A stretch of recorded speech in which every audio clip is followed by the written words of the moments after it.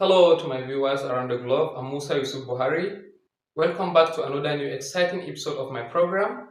So in this video, I'm going to explain how to calculate the energy yield during beta oxidation of the fatty acid.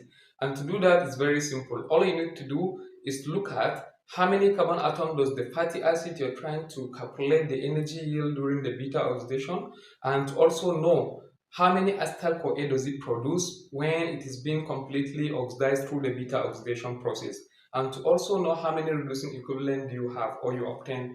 To do this is very easy. I picked palmitic acid as the case study to consider the beta oxidation process of the palmitic acid. Palmitic acid is a 16 carbon fatty acid. So if you look at the structure of the palmitic acid, you tend to understand the calculation of the energy yield. Of course, this is 1 carbon, 2, 3, 4, 5, 6, 7, 8, 9, 10, 11, 12, 13, 14, 15. Then this is the 16th position of the palmitic acid, where the CH3 or the R group ended. Now, this is a common rough sketch of the palmitic acid. This is the carboxylic functional group, and then this is the methyl N, which is the omega uh, carbon of it. Now, from this, to calculate the energy yield, the first thing to do is to know how many carbon atoms does it have. For the palmitic acid, and the number of carbon atom is 16 carbon atom. This is 16 carbon atom fatty acid. Then the next thing is to know how many oxidation reaction does it take. It is through the number of the cycle of the oxidation reaction you tend to obtain how many acetyl CoA. The number of the oxidation reaction in the process determine the number of the acetyl CoA produced in the reactions. So now to do this is very simple. All you need to do is to divide n by 2. Then you now have 16 all over 2, and 16 over 2 is 8.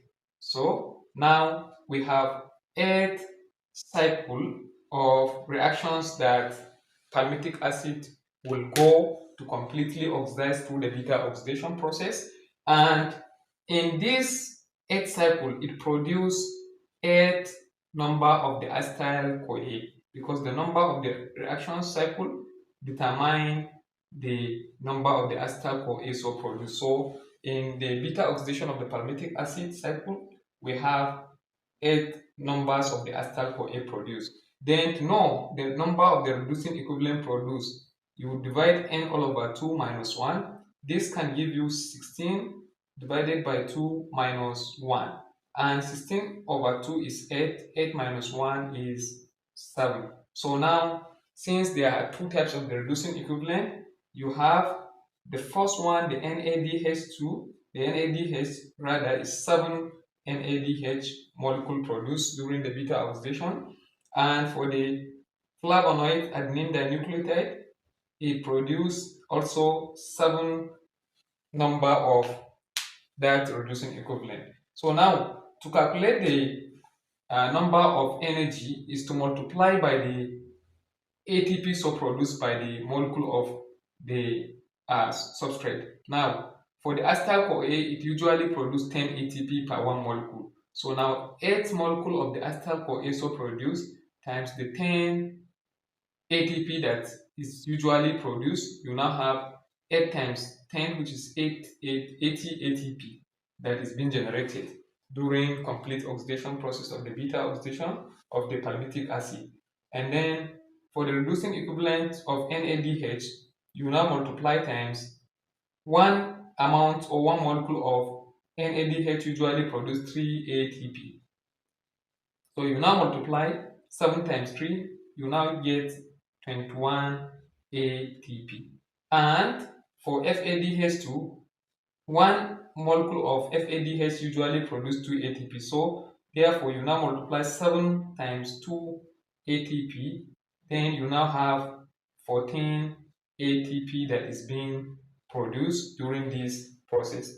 So now you just do simple arithmetic to obtain the total or gross number of the ATP produced. So you now add the 80 ATP from the acetyl CoA then plus the 21 ATP from the NADH, plus the 14 ATP from the flavonoid admin dinucleotide. Then when you sum up together, you will now have 80 plus 21 plus 14, of course, is 115 ATP as the gross ATP so produced.